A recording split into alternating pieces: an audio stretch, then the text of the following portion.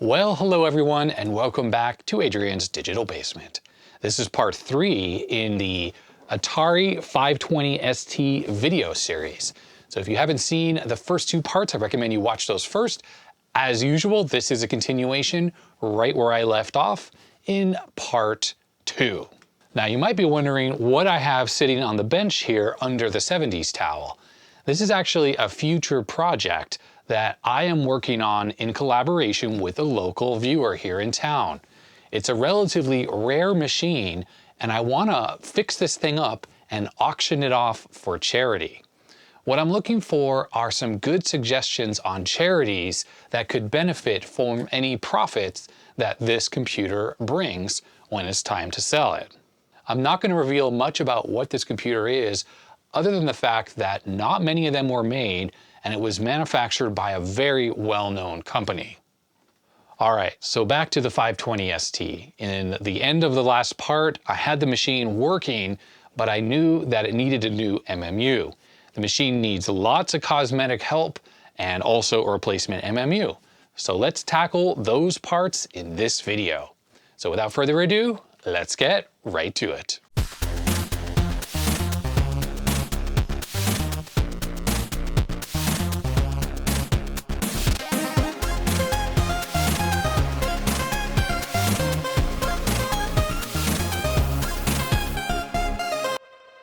Now, with the 520 ST, obviously it's pretty yellow, it's pretty dirty, and I definitely need to retrobrite it.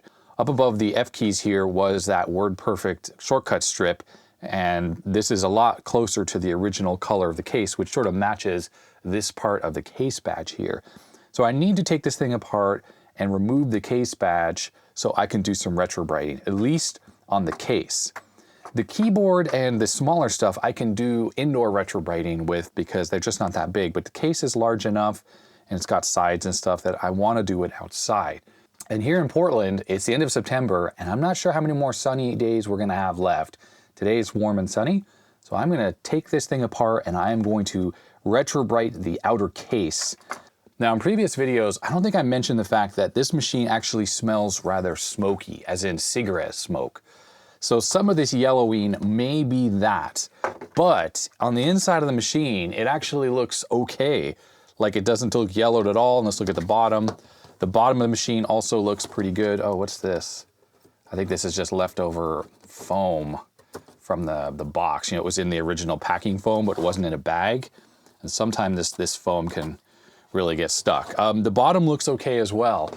So from a retrobrite perspective, it's really just the sides that need it, and definitely the top. But a good cleaning may actually lighten this up quite a bit. So let's just do a quick test on cleaning it and see how much of the yellowing comes off from just the cleaning. We'll start right over here. All right, so it's definitely coming clean. I mean, you can see on the cloth there, that's some yellow of the nicotine or whatever, the tar that comes from the cigarettes coming off. So knowing that the yellowing here is more than just cigarette residue, I'm going to pop the badge off, give this a good deep scrubbing under soap and water, especially inside these vents and stuff like that, and then start the retrobrite process.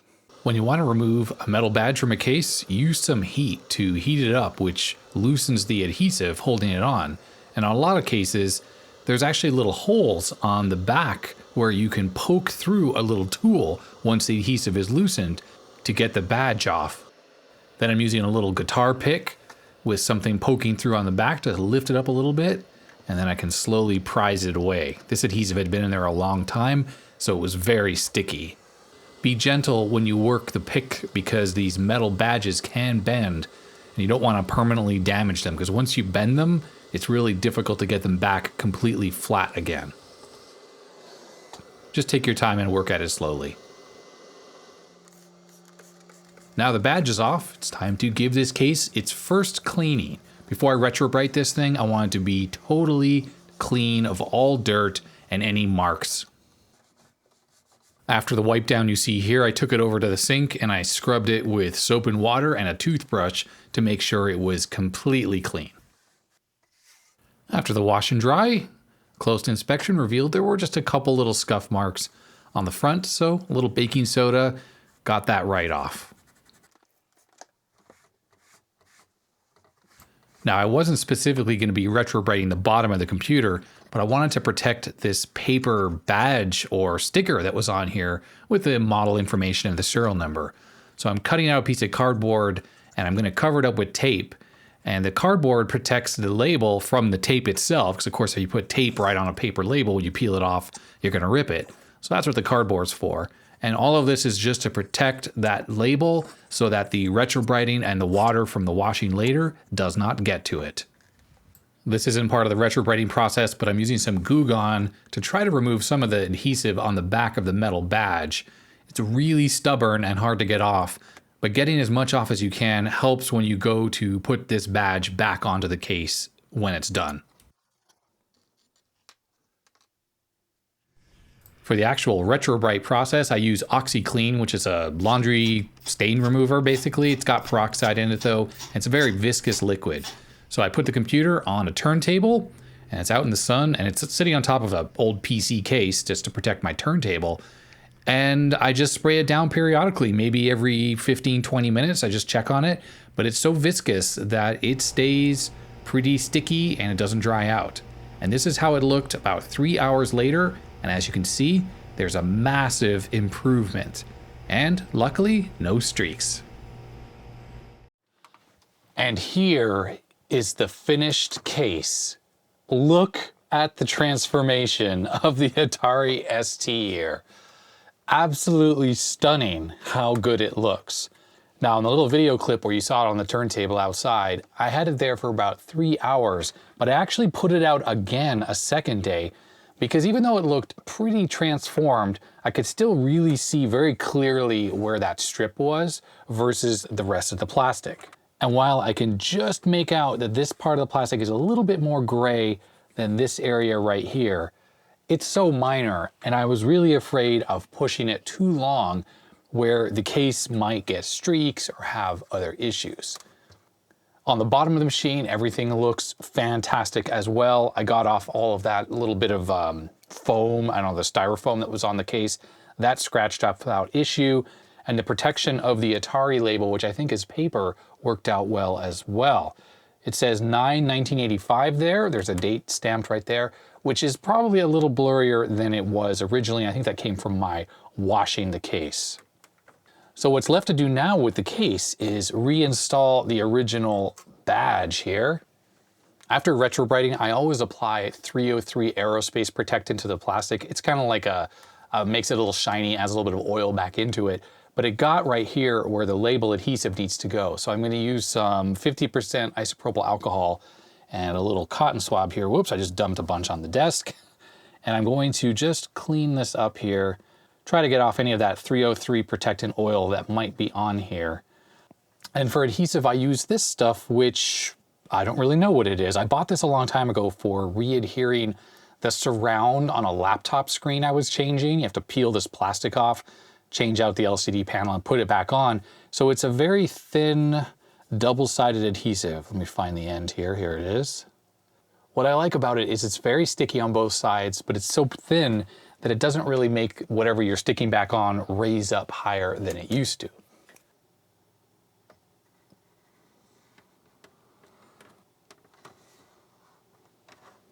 Just firmly push it down so it's stuck nicely to the case, and I'm going to use this X-Acto to peel up the backing. And the nice clean Atari logo or badge goes back onto the case. It is definitely my recommendation to always take the badge off before you retrobrite. Even though you can try to cover it up, which sometimes is fine, if any of the retrobriting material like the peroxide or whatever you're using gets under there, it can discolor and damage the badge. So other than a little bit of shine to the plastic where it has worn simply from hands resting on it from the previous user, this case, I'm shocked at the transformation. I forgot if I'd mentioned in the previous Atari videos that this mouse actually works fine. And I did clean it up a little bit, I think at some point before today. And yeah, and there's no issues with this mouse at all other than it's extremely yellowed, especially on the top here. So I'm gonna pull this mouse apart and I'm gonna do a little bit of retrobrighting on it. Oh, that came apart, okay. So there's the inside.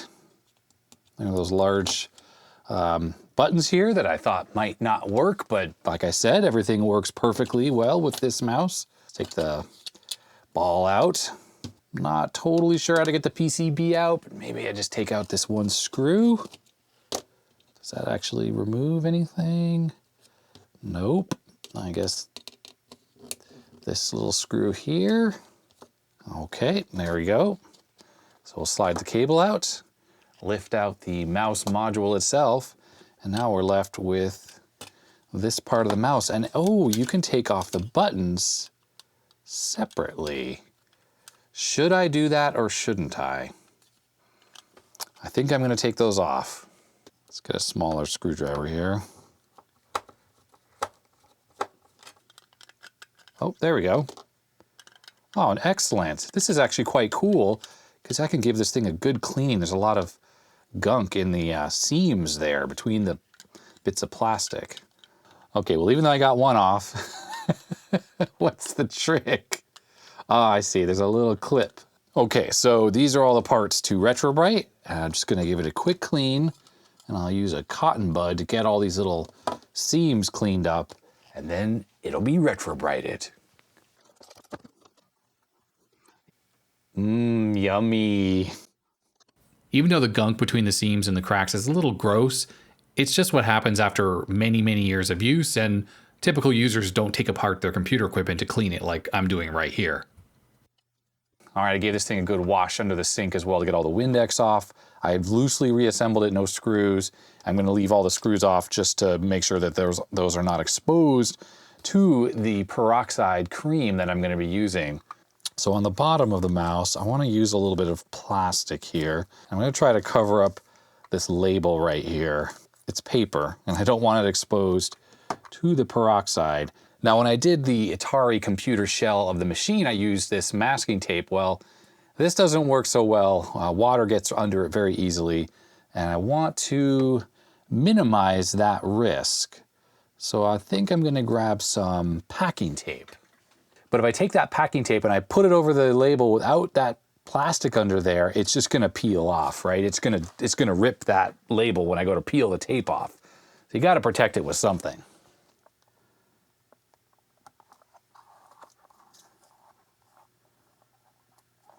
I'm gonna use some good old plastic wrap here. I'm doing it the old school way, not submersion. I'm gonna actually wrap it in plastic wrap. I know lots of people have their own preferred method. I have tried submersion in the liquid. I've tried the spray on liquid. I mean, I've done it all, and it all seems to kind of equally work well for me. Like, one thing doesn't seem to work particularly better than the next. This stuff is very strong, so it works quicker. But I'm not going to be putting this in sunlight.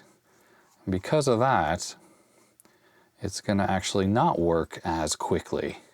So I'm going to lay this down, face down in this pool here, but I'm just painting it on first. I don't even know why, to be honest. Okay, I'm just going to put this down here. Okay, just like this. There it is.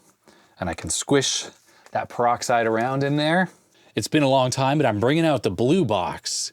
And what this is on the top of this box here, you can just sort of see it there. I have some, oh, what's that blue called? They're like these super dark blue LEDs. And I salvaged them off some old Philips LED bulbs, white LED bulbs that used a remote phosphor. I have a video about this box, which I will link in the description below if you haven't seen that. I mean, it's been years now. Haven't used this in a while, and I'm planning to enhance this with side LEDs and things, but I just haven't had a chance to get around to it. So what's going on here is there's a turntable in the bottom, and there is a mirror there and a mirror there, and then up at the top, when I apply power, that blue LED light will come out. In fact, let me hit the power supply now. So it's super intense blue LED, although I have it turned really, really low level right now, so it's not intense. I don't think it's a good idea for me to even look at these lights with my eyes unprotected. So I'm not really looking directly into it. And I also have it set very, very low level. In fact, it's currently running at 23.5 volts at 44 milliamps, and it's producing a ton of light. Oh yeah, royal blue LEDs. I think they're made by Philips or made by Cree. Anyhow, I'm gonna take the mouse and I'm gonna place it in the center there. What's fascinating about this box is normally when you put stuff in there, it's a blue color. But when you put in plastic that's yellowed, it sort of turns a reddish color when you put it under this blue light. And there's not any heat or anything in here. The box is not warm because these are just LEDs and I don't run them at a super high current. I think it's the energy of the light itself that is interfacing or interacting with the peroxide and knocking off the molecules or whatever, the electrons and whatever happens to do the bleaching. I think that's all happening because of this intense light. And I assume any intense light would work. It's just that these blue LEDs are extremely efficient and very, very bright.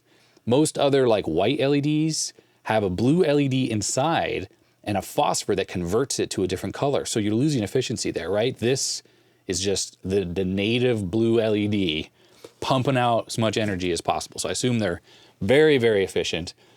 Because the light gets so intense, I'm gonna close up the box. And I'll just put something up against it like that. Sorry for the shaky cam, but that is the top. There's a large CPU heatsink attached here. And I do take this fan, I turn that on, and it just blows air across. I'm not sure exactly what I should be running this at, but I'm just gonna leave it there and we'll see what happens. And looking at the box here, a little bit of blue light is leaking out, but I'm not gonna stick around and I won't be staring at this thing. So we'll let the mouse percolate for a while and then I'll come and I'll rotate it. I'll probably put it up on its side so that the sides can get some exposure to the light as well. And here is the mouse after retrobriting. And you will notice it doesn't look so good. So it went into the blue box and I left it in there overnight and it was still pretty yellow. So I ended up putting it outside in the sun on the turntable in the peroxide. And when I took it off, well, it looks pretty horrible. It actually looked worse than this, although the yellowing you see here wasn't there. It was at least a consistent gray color, but overall it had the marbling effect that people talk about, where basically the retrobriting process has gone too far. Now the top of the mouse where it was so extremely yellow might have already been damaged, and perhaps just retrobriting it and trying to get it back to a normal color was gonna always result in this effect. But unfortunately it looks pretty terrible. The sides of the mouse, totally fine. There's a little bit of shine there from where the wear of the previous user's hand was. Other side is totally fine. No splotches, no weird colors. Same on the sides of the mouse. Everything is good. And of course on the inside as well, everything looks good. It was all exposed to the same peroxide the entire amount of time. So the top just looks pretty bad. Now comparing it AB to the original mouse, there's a huge difference in the yellowing. It just looks pretty terrible. Now I want to talk about something I tried on this mouse that actually seemed to result in a little bit of an improvement. And unfortunately I didn't film it because I didn't know how it was going to go and I wasn't sure I was even going to talk about it. But this part of the mouse actually had quite a lot of marbling effect. You see these lighter areas here? It was very pronounced and distinct. Now, I took some pictures of it, but the camera on my phone just doesn't really do a good job with it. Looks like the Sony camera I'm recording on now is doing a better job. I remember watching on YouTube some videos of people restoring their sun-faded black bumpers on their car, unpainted. The black plastic had turned into a chalky whitish color, and using the heat gun, going over at just the right speed, actually converted it back to the nice shiny luster of the original plastic. Now when watching these videos with the heat gun, it appears that it's all about holding it for just the right amount of time where it transitions from the sun-damaged look or appearance to the restored look. And on gray plastic like this mouse, it's a lot harder to see that transition than on something like a black car bumper. So I was very scared about melting this mouse. I don't have spare Atari ST mice to really test this with. So I may not have held the heat gun on long enough to really have a good experiment to see if that really can fix this effect. But 100% I can tell you that it did reduce it on this mouse, although this yellowing is back. But as bad as this looks right now, I have to tell you, it really looks better now than it did. Even though it has this yellowing here, it looks better. So I feel that there is hope for this method. We just need to do some more experimentation. So I'm putting a message out to the community. If anyone has that marbled, chalky, sun-damaged look after retrobriting, and it's something you don't mind experimenting with, try a heat gun on it. Watch some videos. I'll link in the description below to a video of this bumper restoration happening, or you can Google for it. Try that out for yourself and let the community know. Maybe this is a way that we can kind of undo some of that sun damage that happens from retrobriting these types of severely yellowed plastics. Before I fully reassemble this, I might as well take the opportunity to clean this gunk off the rollers. I know a lot of people don't like these types of mice, the ball mice. I don't mind them. You just have to maintain them and keep them clean.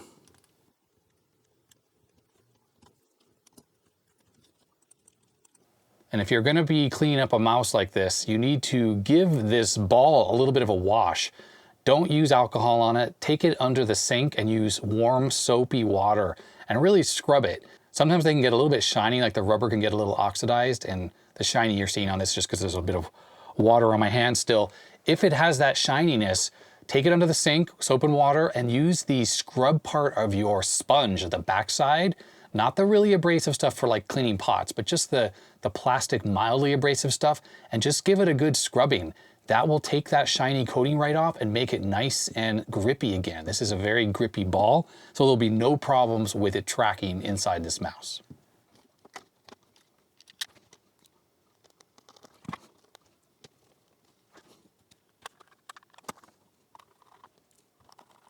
And there we have one slightly unpleasant looking Atari ST mouse.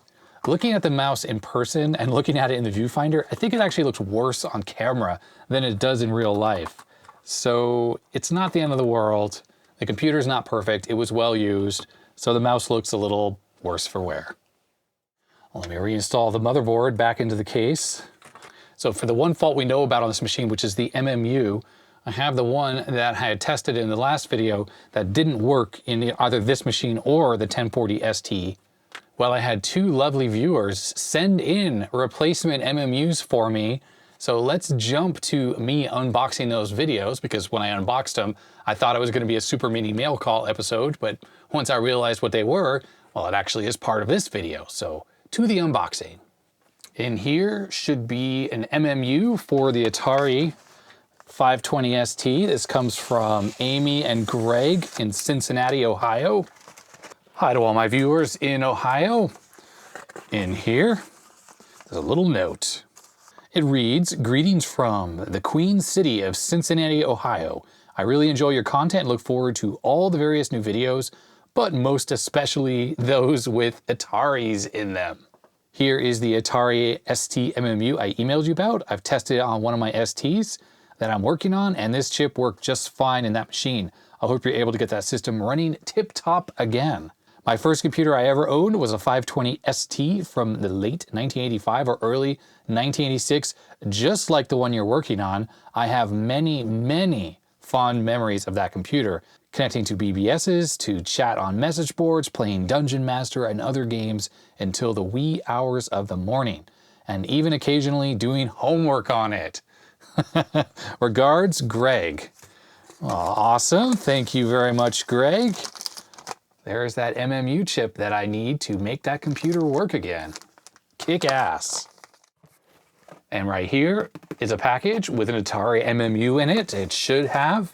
This one comes from Rob, actually here in Portland, Oregon. So close that it probably took longer for Rob to mail this at the post office than if I had managed to find some time to meet up with him and just grab it from him, which is probably what I should have done. But thank you very much, Rob, for mailing this to me. I just didn't have any time to pick it up in person. And inside we have a little package here. Very well packed, Rob. There it is, with a little note. "Adrian, thanks for all the great retro content. I hope this MMU works. Ron." And there it is, the MMU for the Atari 520 ST. So people may be wondering why I have two Atari MMUs here. Well, when Ron reached out to me, he took this MMU out of a non-working Atari 1040 ST. It was like his parts machine, so he wasn't sure that this chip actually worked. When Greg reached out to me, basically at the exact same time, he said that his chip was definitely tested and working. So I asked both of these guys to send these out to me. I wasn't sure which was going to get here first. They both arrived very quickly. So I am sure between the two of these, I have at least one working MMU. Greg's here. If I end up with a spare working chip, I will put the extra one in my spare parts for a future repair. So thank you very much, Greg and Ron, for sending in these Atari MMUs and doing it very, very quickly as well. Now with the bad MMU, which is this right here, I had at least one comment of people saying that the pins can get bent and then they won't make contact anymore with the socket on the motherboard. Well, I've looked at a lot of PLCC chips. This is exactly the same form factor as like a 286. And these pins, while they don't look completely perfect, they're not mangled enough that they're not going to make contact with the socket on the motherboard. And this socket, which had that RAM expansion plugged into it, might have bent pins as well, but it really looks pretty good as well. The pins are a little mangled, so to speak, but obviously a working chip works in this motherboard.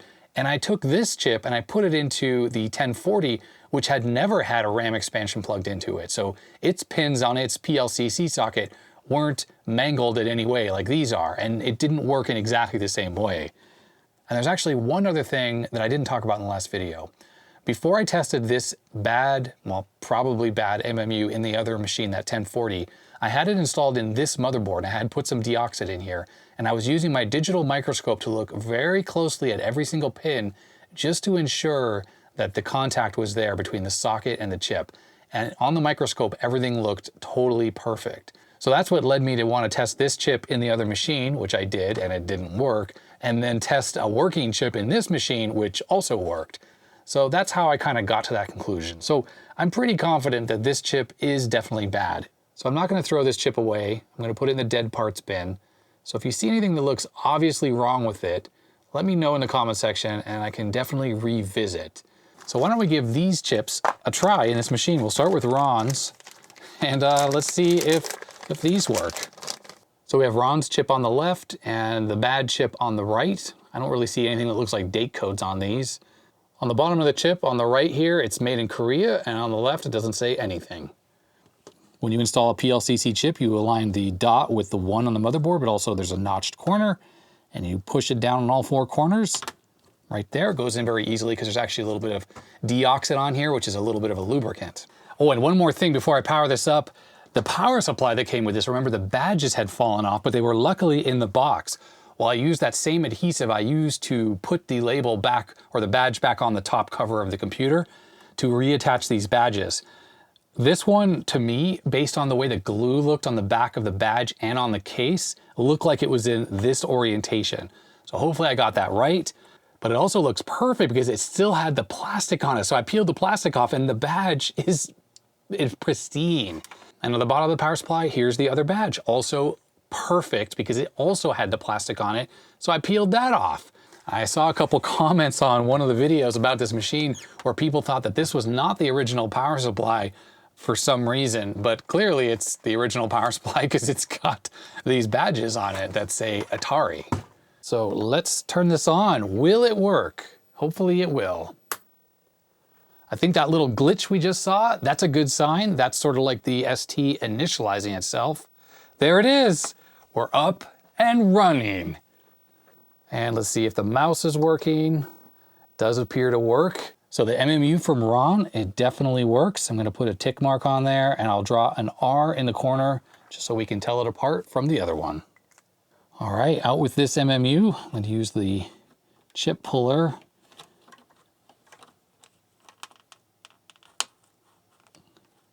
That came right out nicely. I had one of these that was damaged or something was wrong with it because it would always scratch the chips and I chipped a corner off one of them, but that one works perfectly. And here is the tested MMU that Greg sent from Ohio. Also doesn't say Korea on the back, just says nothing. let's get this into the machine.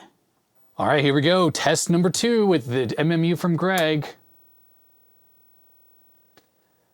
I wasn't paying attention to the screen. What, did it have that little flash? Oh, look at that. It works as well. All right, well, I'm gonna draw a tick mark on this MMU and I'm gonna write a G on it so we know that that's Greg's. And there we go. That's awesome to have 2 working MMUs. Clearly I don't need 2 right now. So the extra one is gonna go into my spare parts bin if I need to repair another one of these Atari STs at some point in the future. With the keyboard back in the case, it's pretty hilarious looking how yellow the keys are. I gave it a quick wipe down. Definitely haven't done a full cleaning of the keyboard, and obviously not a Retrobrite. But compared to the way the case looks now, which is perfectly clean and nice back to the original gray color, this, it's not great. I'm not sure I actually know what an STE keyboard should look like exactly, because my STE was also very yellow and I retrobrited that. But this keyboard, clearly it's not looking the way it was out of the factory. Now I'm very eager to actually try some software out on this, like boot up a game and make sure it actually works. But to do that, because there's no built-in disk drive on here, I'm gonna need to use a disk drive.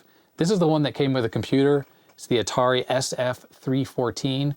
Clearly in need, desperate need of Retrobrite as well, at least on the top.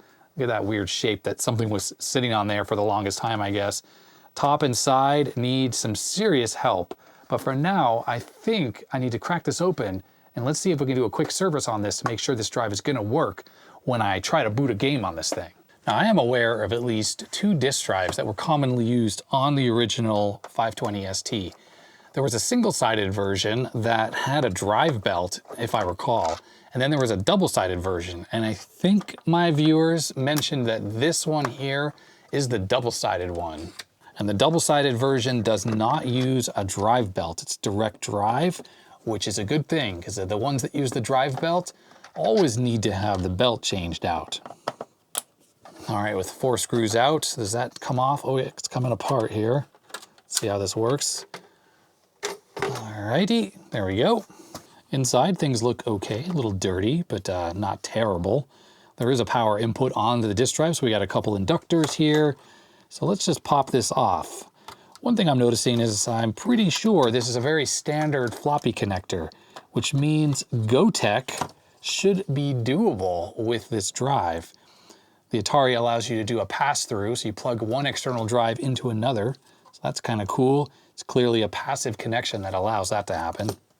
And to get this out of the case, there are 3 more screws to remove the bottom cover. And we will know very quickly if this is a direct drive, disk drive, direct drive, disk drive, or one with belts. Oh, and not so fast. I gotta take this shielding off here. All right, there it is. It is indeed the direct drive version, no belt to worry about. Excellent. And then as you can see, it's the double-sided variant. This is the top head here, which I'm not gonna push on. And there is the bottom read-write head right there.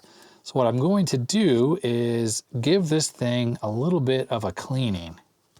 Judging by the Mitsubishi chips on here, this drive was probably made by Mitsubishi. Looks like it's in pretty good shape when it comes to the grease that's in here, because like a Mac drive, this stuff can get all gunked up. And I'm gonna use one of these little plastic cleaning things here. These are made by Chemtronics, sent in by a lovely viewer in the UK. And the nice thing about these is they have a pad and they're flat on both sides. So it's very easy to get inside to carefully clean the head, which actually looks, other than being dusty, it's not too bad. I'm sorry I'm not showing this on camera. It's kind of hard to do that while filming and seeing the head properly. I am getting a whiff of cigarettes off this disk drive as well. So the next thing I want to do is there are some rods in there. The head assembly moves back and forth on. There's one on that side and there was one down there on that side. I want to try to clean those off a little bit because there's quite a bit of dust on them. Okay, and I'm just going to use some of this alcohol that's on the bench here. And I'm going to wipe the dust off of those and then I'm going to re-oil them. And I'm just going to use a single drop of silicone lubricant on those rails so that it slides nicely. Looking down the back of the drive, the rod is actually right there, and the bearing that it rides on is actually visible. It's a little brass thing that's visible right there. So a little drop of the silicone lubricant there also helps. And actually the head was already moving pretty smoothly, but it's actually a little bit smoother now. And to move it back and forth, I am just turning the little wheel on the stepper motor here. I'm not pushing on the head itself. All right, well, I think this should actually work. I mean, I hope it should. So I'm just gonna stick a disc in, make sure this actually, the mechanism is working. Oh yeah, that goes down with a nice click, comes out. A proper restoration of this drive would be full disassembly and then a lubrication of all of these points here, like right there and right there. But this drive actually isn't gummed up at all. It seems fine. I'm actually gonna just take a little bit of white lithium grease and just apply it right here to this little bearing spot. It looks like there's a little bit of wear there, so that should help that move a little more easily. I'm just giving it a quick once over for any electrolytic caps that might be leaking, but these seem fine, and they're not the surface mount type that always leak. And on the bottom here, same thing, these electrolytics all look fine. Now, if it's a drive that has little surface mount cans, like TAC drives have those usually, those are a problem. And you do need to switch those out with something modern to get the drive working again. Oh, IBM floppy drives always have issues as well. For testing, I'm only gonna loosely assemble this drive because I clearly have to take this off to retrobrite that. Incidentally, I found a spray can that had the same compatible top and a little nozzle here, so I got rid of that horrible top to the Deoxit can that always leaked. So I'm glad to have found that. And next time I open up a new can, I'm gonna definitely transfer over the top and the spray nozzle, the little straw that is, onto the next can because this is actually good. You can meter out the fluid to just what you need. It doesn't go spraying all over the place. I'm very glad that this computer came with the appropriate floppy cable for connecting the disk drive, because that DIN connector looks like a pain to solder, and probably these cables aren't super easy to find anymore.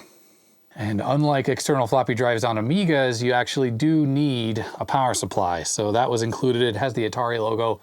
I haven't cleaned this. It's very sticky feeling. So I'm not sure what's the on position with the power switch here. You just hit the power switch, see if it spins the drive. Come on. So far, nothing. Let's try the other position.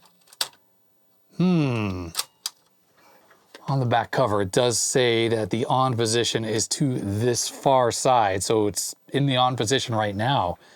But is it actually working? If we turn the computer on, I guess we'll find out what it's gonna do. Here we go. That would be negative because the computer would take longer to boot up and it would show the floppy drive on the screen here, and it's not doing that. So I'm glad I left the cover off. So let me see if I can get some voltages off the power switch here. Nothing. 12 volts. 12 volts. All right, that would imply that the bottom row is 5 volts. 4.56.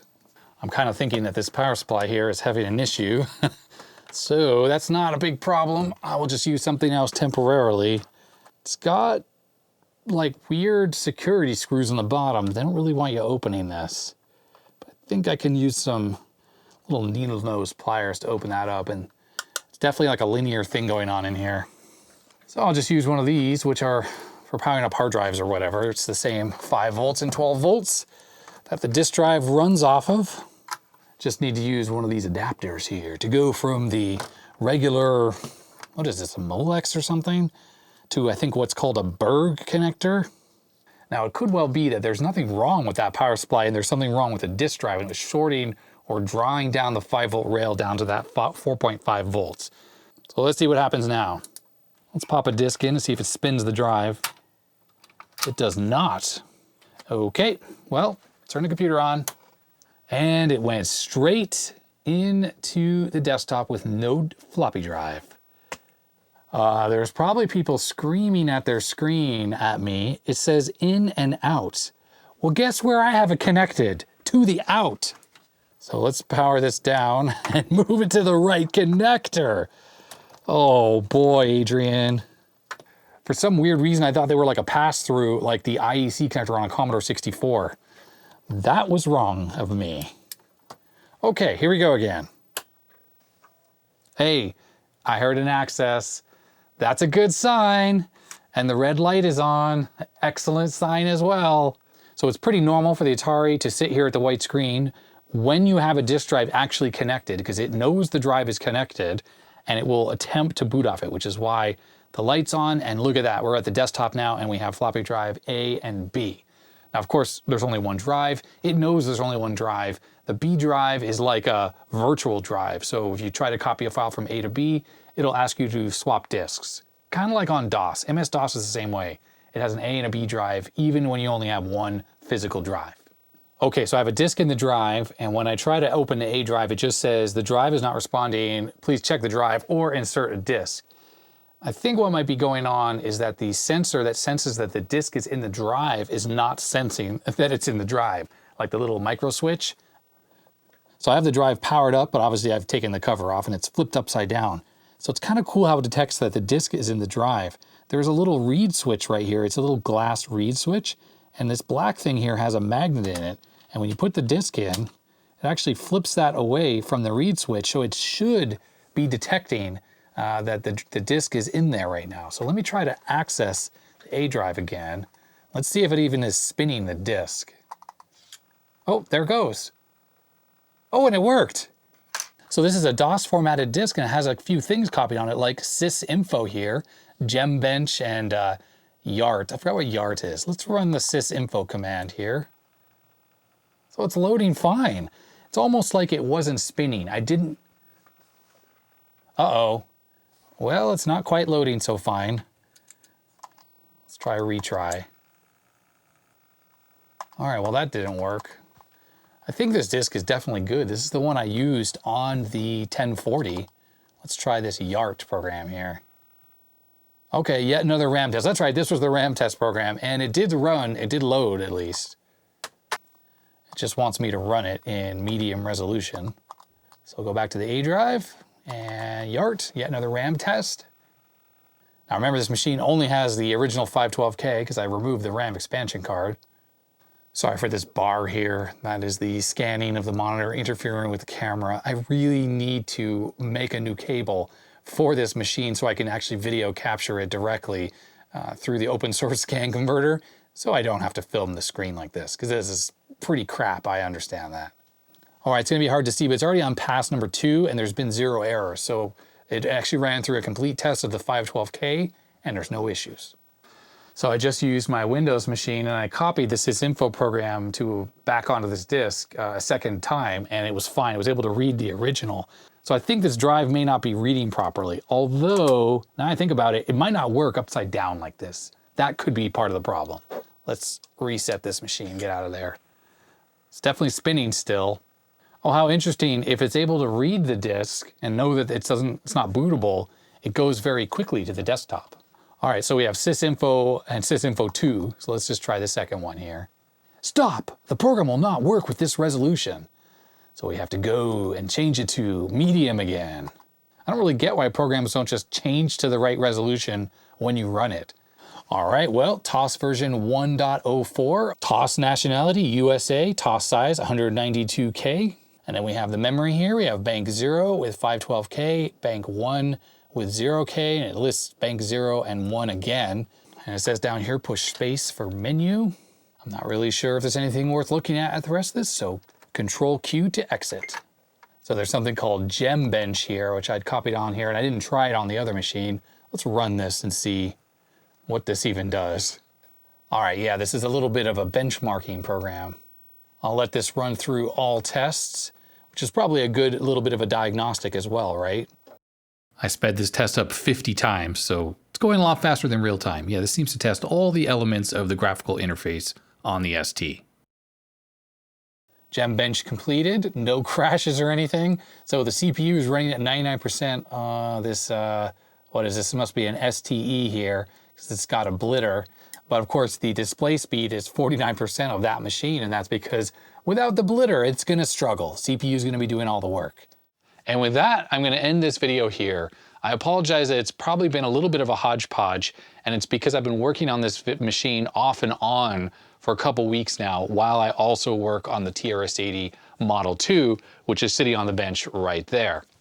In the next part, I'm going to be checking out that cartridge that came with this computer, and I'm also going to be trying to reinstall the RAM expansion card in here, not to mention finishing up the cosmetics and actually running some software on this machine, some games, and perhaps WordPerfect, which is what the original owner of this machine clearly used it for.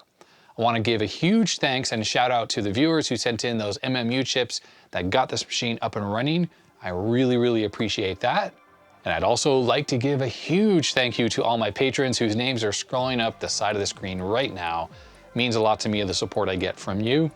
If you would like to become a patron yourself, there's a link in the description below, as well as a link to my second channel if you haven't already seen that. And if you like this video, I'd appreciate a thumbs up. Don't forget to put your comments down below. Hit that subscribe button, all the usual YouTube junk. And I guess that is gonna be it. So stay healthy, stay safe, and I'll see you next time. Bye-bye.